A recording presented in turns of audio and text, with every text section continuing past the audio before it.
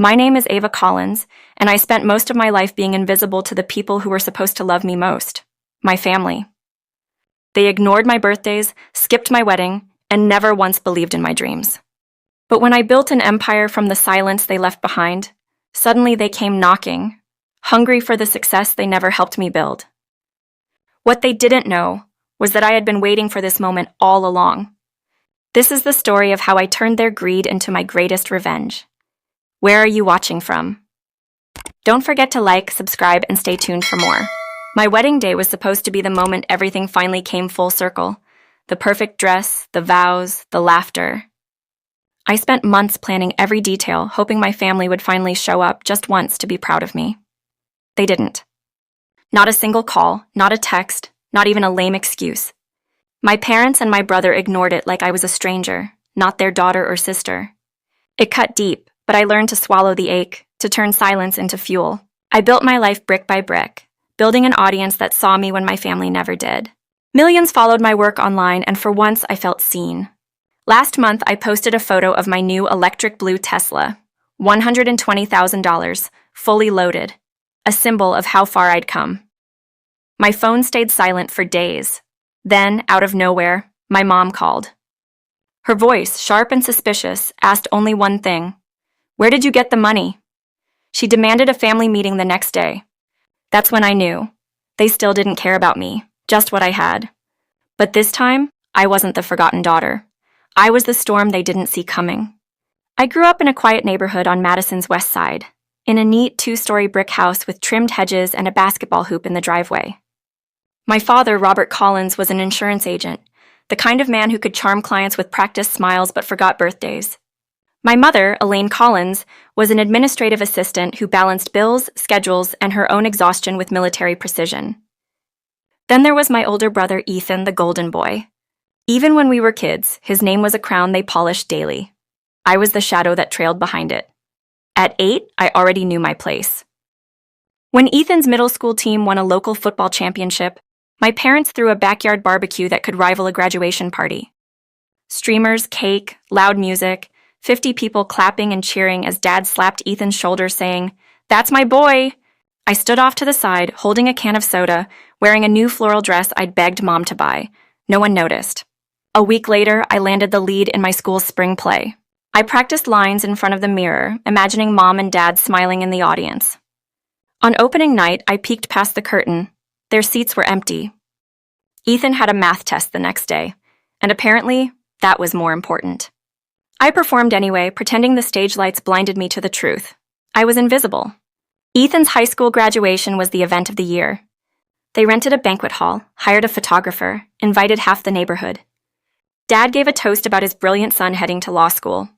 I was 14 then, sitting at a corner table, poking at a half-eaten slice of cake. That same morning, I'd won a statewide essay contest. I showed Mom the plaque, glowing with pride. She said, "That's nice, honey," before rushing back to help Ethan pick out a tie. That plaque ended up collecting dust on my dresser. Ethan's trophies shine from the living room mantel like gold relics. My art, certificates, even my perfect report card stayed tucked away in drawers no one opened. Every milestone was a reminder that Ethan was the sun and I was orbiting debris. When Christmas came, Ethan got a brand new mountain bike with red trim and a shiny helmet. I got a sweater 2 sizes too big. "You'll grow into it," Mom said, distracted by Ethan's laughter. I remember asking Dad once why they never came to my debate tournaments. He didn't even look up from his laptop. "We're busy, Ava. Ethan's got college prep." The way he said it, like I was asking for too much, stung harder than any insult. By 16, I'd stopped asking for attention. My birthday that year sealed it. I woke up early, waiting at the kitchen table, hoping for at least a happy birthday. Mom was rushing Ethan to a law school interview, Dad on a client call. No one remembered. That night, they came home with pizza, laughing about Ethan's interview. I ate my slice alone in my room, the candle on my cupcake flickering out before anyone could sing. That night, I promised myself I wouldn't need them to see me ever again. It wasn't just the big moments. It was the small, quiet wounds. Mom always asked Ethan about his day first. Dad always checked in on his games, never my art shows. Neighbors called Ethan the pride of the Collins family. When they asked about me, Mom would smile politely and say, Oh, Ava's fine, she's quiet. That word, quiet, felt like a label for everything they didn't care to know. Ethan wasn't mean. He just existed in a spotlight too bright to notice I was fading behind him. He'd throw me the occasional, "Good job, kid," when I got straight A's, but it felt more like pity than pride. When Ethan married Lydia, his college sweetheart, it was like watching someone get crowned. Lydia was polished, charming, the kind of woman who fit into our family like she'd been there all along. Their wedding was a grand affair, of course, and I was assigned to run errands, fetch coffee, and help organize the guests. Years later, when their twins were born, the Collins family became a shrine to Ethan's perfect household. Every family gathering revolved around the kids. I became useful only when they needed a babysitter. Otherwise, I didn't exist. I tried to rationalize it. Maybe my parents thought Ethan needed them more, that I was independent enough to manage without attention. But the truth was, they didn't see me because they never bothered to look. So I turned inward. Late at night, I started journaling, writing everything I couldn't say aloud. The plays they missed, the forgotten birthdays, the words I wished I'd said. The page became my only witness. One night, while flipping through an old notebook, I sketched a series of images. Sunlight through a window, water rippling in a puddle, the reflection of streetlights on wet asphalt. It gave me an idea. My high school had a new multimedia art class, and I signed up without telling anyone.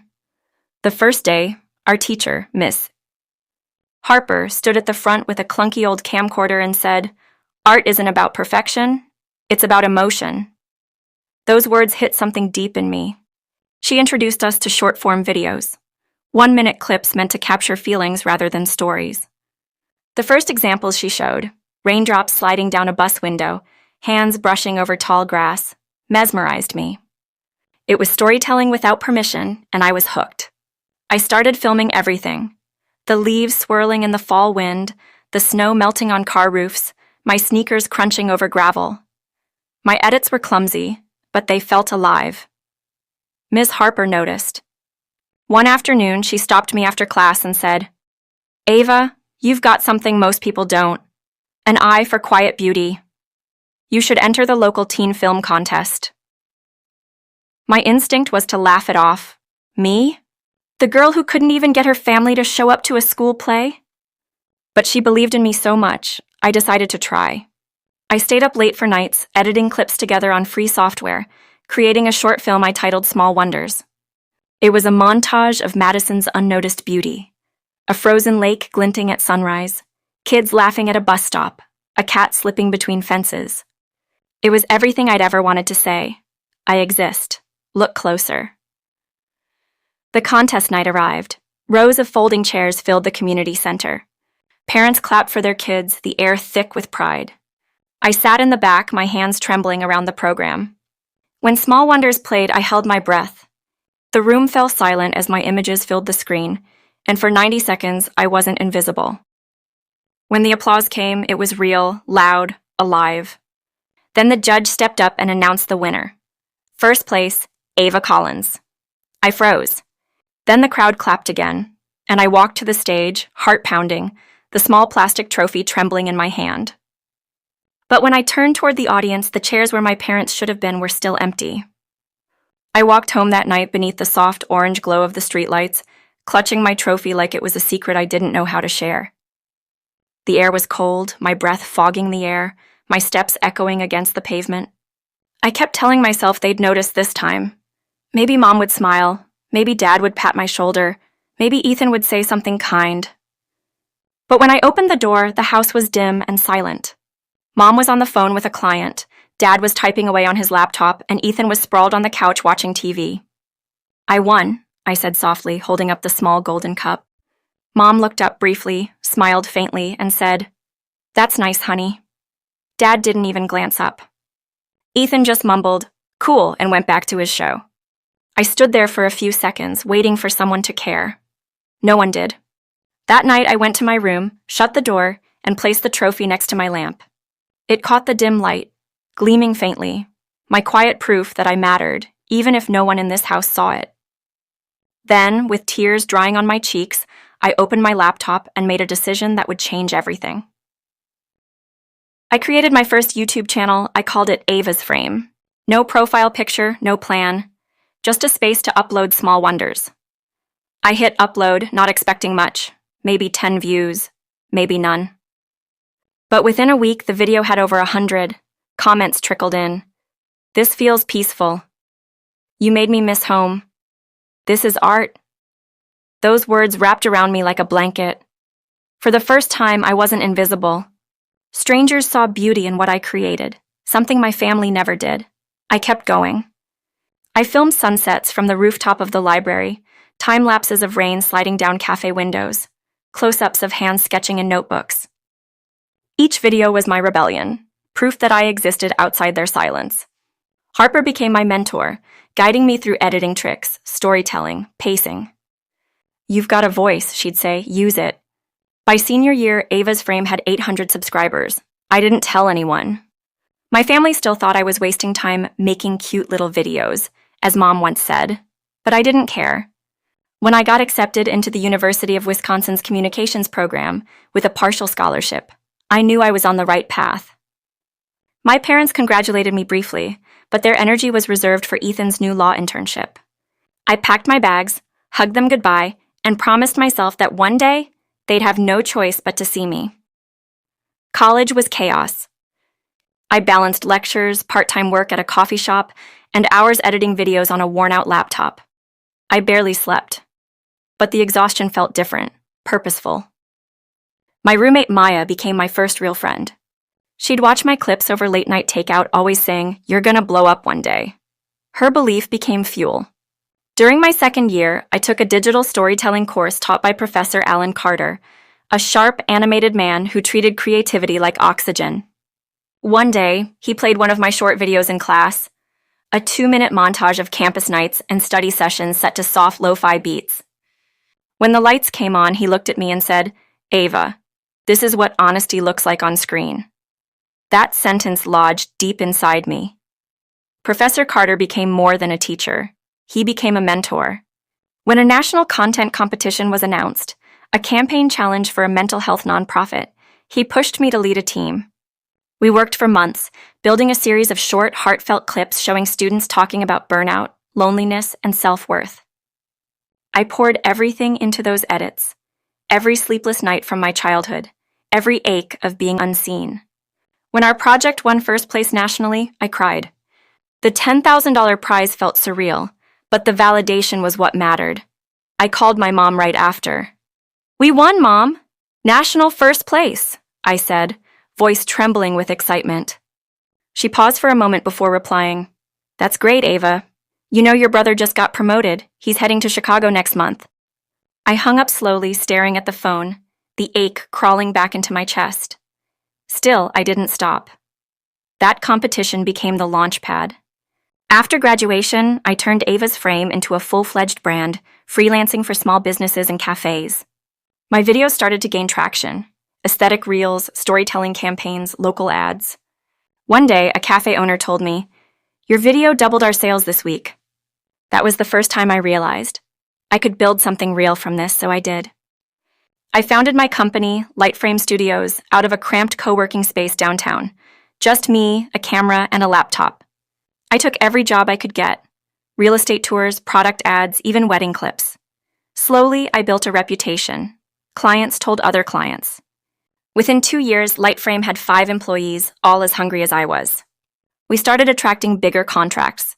Restaurants, tech startups, local retailers. Then came the call that changed everything. A major streaming company wanted to license our storytelling method for their short-form platform. After 6 months of negotiations, I sold Lightframe for $17.5 million. I still remember signing the deal, my hands shaking, heart racing. I thought of my 16-year-old self, sitting alone on her birthday, and whispered to her, "We did it." The first thing I did with the money was pay off every student loan I'd ever taken. Then I bought a small, cozy house with a porch where I could breathe. I furnished it with care, not luxury, just warmth. Then, one chilly autumn morning, I met Ryan Wells. It was almost cinematic. I was editing at a cafe downtown, headphones on, when he accidentally spilled coffee on my laptop bag. I expected irritation, but when I looked up, I saw this man with tousled brown hair, apologizing with an embarrassed grin. "Guess I owe you a new bag," he said, offering to pay for dry cleaning.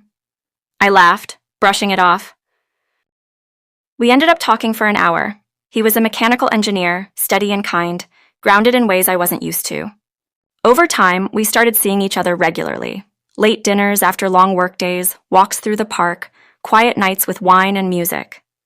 He didn't care about the money, the subscribers, the awards. He cared about me. For the first time, I felt genuinely seen. A year later, Ryan proposed during a morning walk by Lake Mendota. He didn't make a scene, just slipped out a ring and said, "Ava, I want to build a life with you." I said yes before he even finished the sentence. The wedding planning was simple. I didn't want extravagance, just intimacy. A small garden ceremony with string lights, close friends, and family. I sent invitations to my parents and Ethan, hoping this time would be different. I called my mom personally. "It's my wedding, Mom. I really want you there." She paused, sighed, and said, "We'll try, sweetheart. Ethan's got a case that weekend." When the day came, I stood in front of the mirror, veil trembling slightly as I adjusted it. My hands shook, but Ryan's warm smile grounded me. The ceremony started, music soft, sunlight golden. I walked down the aisle, my heart racing, my eyes scanning the seats. Ryan's family smiled, tears in their eyes. But my family's row, empty. No mom, no dad, no Ethan. The vows went on, the laughter, the applause. I smiled through it all, even as something inside me cracked. Ryan's parents hugged me afterward. His sister joked about future grandkids. His cousins danced till midnight. They called me one of us. But as I stood in the backyard under the fairy lights, laughter echoing around me, I kept glancing toward the gate, waiting for a car that never came. They didn't just skip my wedding. They didn't even acknowledge it. No call, no card, nothing. That night, after the music faded and the guests went home, I sat on the porch still wearing my gown, staring at my phone. Not one message. I whispered to the night, "You won't get away with this again." Because this time, I wasn't the forgotten daughter anymore. I was the woman they'd regret ignoring. The morning after the wedding, I woke up with swollen eyes and a hollow ache in my chest. Ryan was still asleep beside me, his hand resting softly over mine, a silent reminder that love could exist even when family failed. I slipped quietly out of bed, stepped onto the porch, and let the early sun warm my face. The garden still smelled like the night before, roses, champagne, and laughter. Yet, beneath it all, I felt something heavy pressing against my ribs. I wasn't angry that they missed the ceremony anymore. I was angry at myself for still hoping they'd come, for still being that little girl scanning the crowd for her parents in the audience, begging silently to be noticed. That morning, I promised myself that their silence would never sting again. I had Ryan. I had a career. I had built everything they said I couldn't. I was done giving them power, or so I thought. Months passed. Married life was peaceful, steady. Ryan was everything I'd ever needed in a partner. Kind, patient, and completely unbothered by my success. We spent evenings on the couch, his hand in mine, watching old movies while I edited videos for fun. I didn't need to work anymore, but creating was in my blood. My audience, millions strong by then, still watched my content, still commented words that felt warmer than anything my family had ever said. Life was good. Then came the Tesla. It was an impulse buy, a little indulgence to mark a new chapter. I'd always wanted one, sleek, quiet, powerful, electric blue, the kind of color that turned heads. I posted a photo of it on Facebook, smiling beside it, captioned, "Hard work pays off." I didn't expect anything. My family had been silent for years. My last text from Mom was a half-hearted Merry Christmas 2 Decembers ago, but the next evening my phone rang. "Ava?" Mom's voice was sharp, clipped, almost metallic. "Where did you get the money for that car?" I blinked, startled. "Excuse me? That Tesla, $120,000? Ava, what are you doing with that kind of money? Are you in trouble?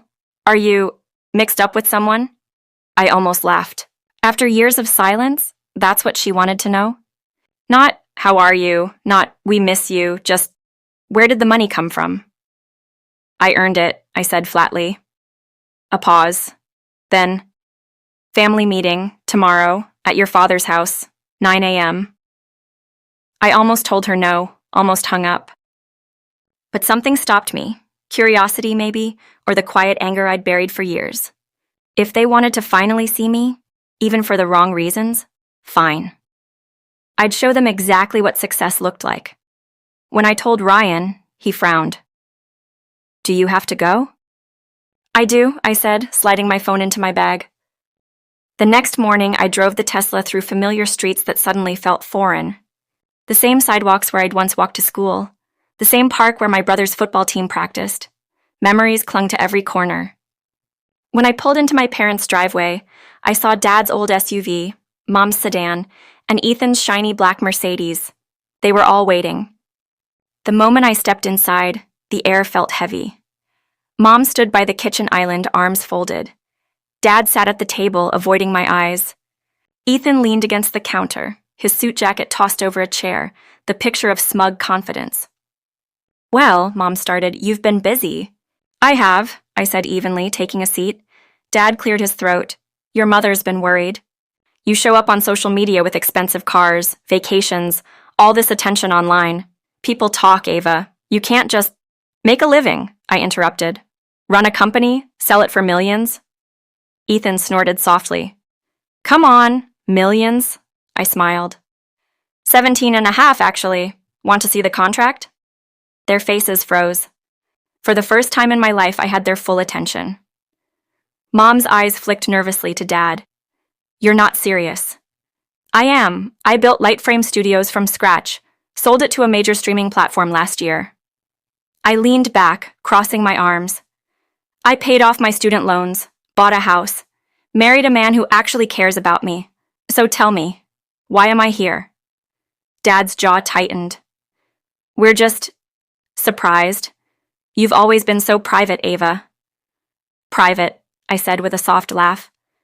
"That's one way to describe being ignored for 2 decades. Ethan rolled his eyes. "Oh, come on, don't make this about the past. We're family." "Family?" I repeated, my voice trembling slightly, not with fear, but fury. "Where was family when I begged you to come to my play? When you forgot my birthday? When you skipped my wedding?" The room went silent. Mom's voice softened, almost pleading. "We didn't mean to hurt you, honey." "Yes, you did," I said quietly. "You just didn't care enough not to."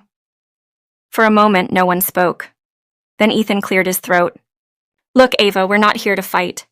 We just thought maybe since things are going well for you now, you could help out a little." There it was, the real reason. I smiled, slow and controlled. "Help out?" He shrugged. "Dad's been struggling with the mortgage. Mom's car needs repairs. And, well, Lydia and I are saving for the twins' private school tuition. You've got millions sitting around. It's not like you'd even notice." I stared at him, then at my parents. None of them looked ashamed, just expectant, like it was their right.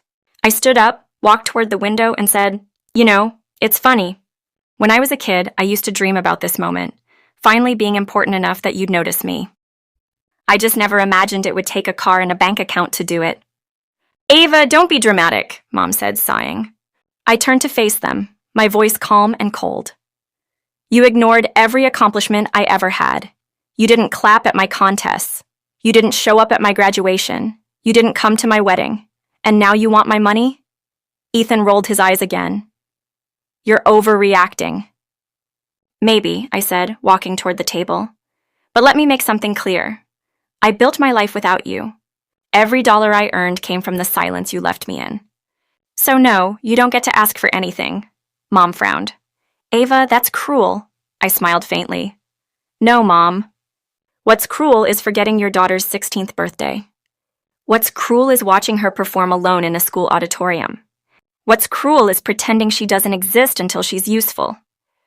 Dad shifted uncomfortably. "Let's not bring up old wounds." "They're not old," I said. "They never healed." The tension in the room was sharp enough to cut glass. I could feel my pulse in my throat, but I didn't back down. They needed to hear it, every word. "I didn't come here to hand out money," I said finally. "I came here to say goodbye, for real this time. Because I've spent 33 years chasing your approval, and I'm done." Ethan laughed bitterly. "You think you're better than us now?" I looked him dead in the eye. No, Ethan. I've always been better than the way you treated me. I walked toward the door, hand on the knob, then paused. Oh, and that Tesla? I named it Closure. Fitting, right?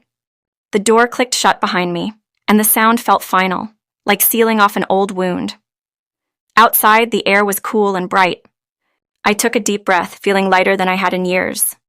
When I slid into the Tesla and started the engine, I caught my reflection in the rearview mirror. For once, I didn't see the quiet, overlooked girl from Madison. I saw a woman who had risen from the ashes of neglect and built an empire from it. That night, I posted a new video titled, "When Family Only Shows Up for the Money." It wasn't bitter, just honest. A story about boundary.